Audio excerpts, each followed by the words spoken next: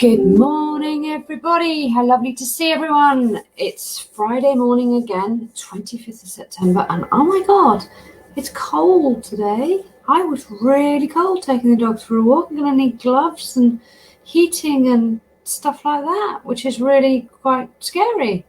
But hey, it's Friday, and it's Friday focus time. So, how have all your weeks been? Mine has been weird, actually, is how I would describe it. Emotional and but fun in places as well. I dropped my daughter off at uni in Southampton on Wednesday. So the beginning of the week was leading up to that, basically packing everything, making sure that she sorted and everything else is done.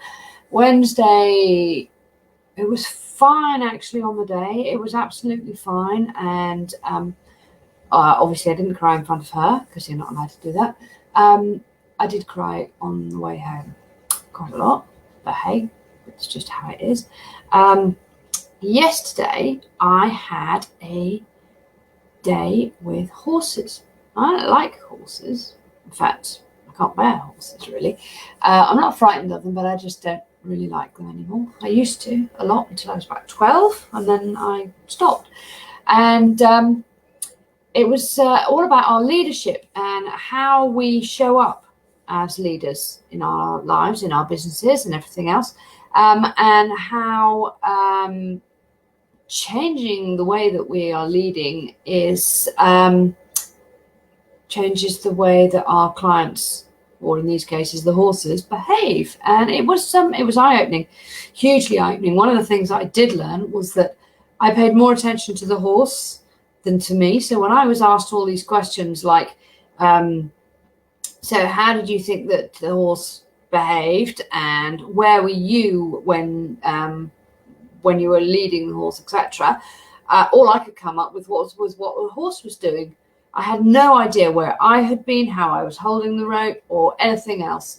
So it showed me that actually what I do is I give my all to my clients and leave very, very little for me, which is not a very good idea. And after this rather emotional week, things this morning, I woke up feeling quite sure where I fit in anymore. And I know it's emptiness syndrome, and I've always sort of almost scoffed at it. I feel quite embarrassed to even say it, but I have, because I've always thought, emptiness, God, I've got enough going on in my life without my children, I'll be fine. And now my third one has gone, flown the nest. It is very much sort of, what's my role now? Not sure I really like my role now. And so today's question in the Friday Focus is, what is my why? Understanding your purpose in life.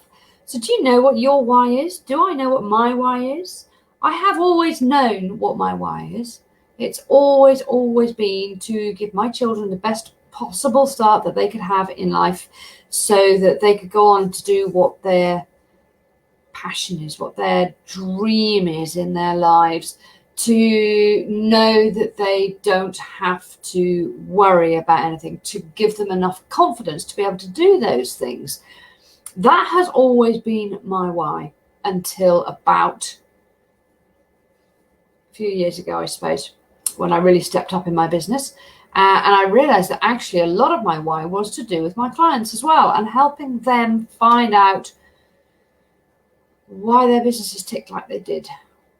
What happens when things go a little bit haywire and we've either spent too much money or we haven't quite budgeted as we should do, and helping them with things like that. But right now, my why has gone. And various people said to me yesterday, you've just got to be kind to yourself at the moment. This is what you've got to do. And I will do that. But first of all, I have to find out what my why is. And my why and my job do not have to be linked together. So I was reading up about this, and Simon Sinek's book, It Starts With Why, is fabulous, absolutely fabulous.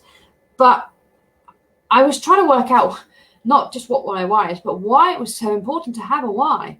And actually, knowing your why means understanding why you do things, the things that you do. It's the reason that you do the things that you do. And the reason, that drive really motivates you to get to work each morning, or to take care of your business, or to take care of your family, whatever it happens to be. That is the thing that subconsciously will be keeping you going.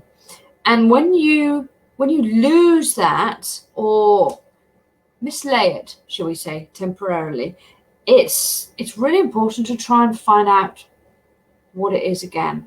As I say, I woke up this morning, I felt quite lost, and I wasn't too sure what the reason was that I was doing all of this. I know about the clients, I know all about that, but my children are sort of, they've gone, they're okay. My eldest lives in New Zealand. He's just about to be 28. My youngest son lives in London. He's 26. He's doing absolutely brilliantly in his life. And my little girl is 18, and she's now at uni. She's living the life that she wants to live, which is fabulous. Yes, she still needs me at times. Of course she does. They all do. But what's so lovely is that my eldest son understands that this has been a tough week. And he's just sent me the sweetest message saying I'm at home tonight, even though he's in New Zealand, and let's have a chat. Be really nice to catch up, which I thought was rather sweet. So I thought, before I do this live today, I need to work out what my why is now, where it's gone, why it's changed, etc. And I think as our lives change, as our businesses change, things do change. Our whys change. Mine was, as I say, absolutely fundamental. It was my children. It was providing for them. It was making sure that they were okay, they had the confidence to live, etc. But now that they're on their own paths, of course, that's still in the background. But now I need to find my new why. And so I started asking myself some questions while I was journaling this morning. Who else journals? Does everybody journal? Most people journal. No? I don't know. Anyhow, so I asked myself 4 questions, which is in the Simon Sinek book, and they're pretty fundamental questions, to be quite honest, and I think they're really important for us to ask. So I've asked myself these questions, and over the weekend I'm going to work on them, and I'm going to be able to answer them absolutely fully by the beginning of the week, I've decided. So the first question is, what makes you come alive? What is it that makes you buzz, that makes you tingle, that makes you bigger than you are, makes you feel just alive, really, really alive?